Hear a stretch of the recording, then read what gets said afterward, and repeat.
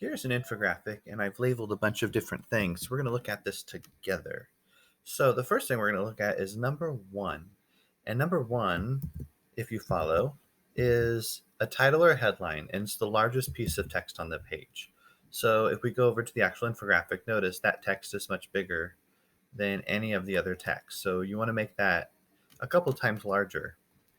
The second thing you're going to notice is that we have an explanation. It's like an introduction where you're writing a sentence to introduce. So this infographic's about urban versus rural.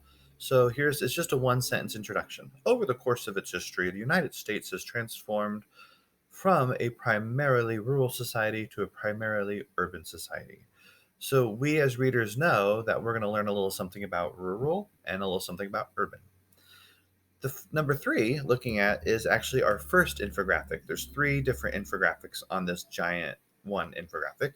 This first infographic is a visual article. That is simply meaning they're making writing just more visual, and they're simply giving us definitions of rural and urbanization and making it look like a dictionary piece with the pronunciation, the parts of speech, and a little graphic next to it. So very simple. So that might be something you create. The next infographic that takes up most of the page is a timeline, as you could probably tell just by looking at the lines. And as you know, a timeline uses key dates and lines to show, well, dates.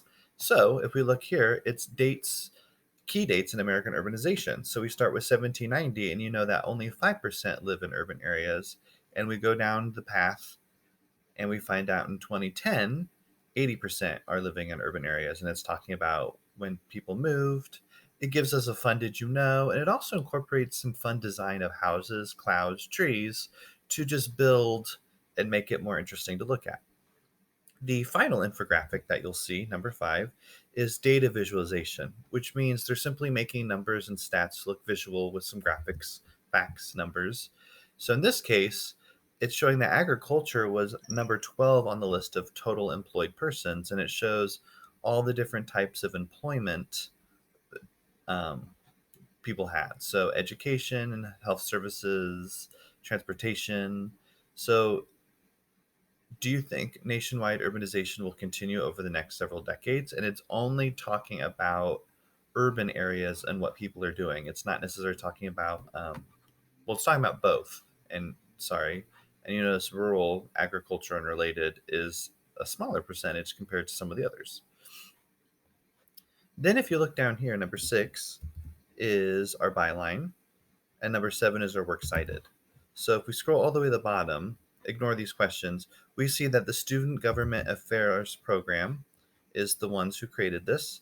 And if it's really hard to see, and it's really small and actually linkable, these websites that are in small type are all the information. This is their works cited, which you've already created on your own um, slide deck that I created for you. So this has every single thing that I would love for you to have on your infographic.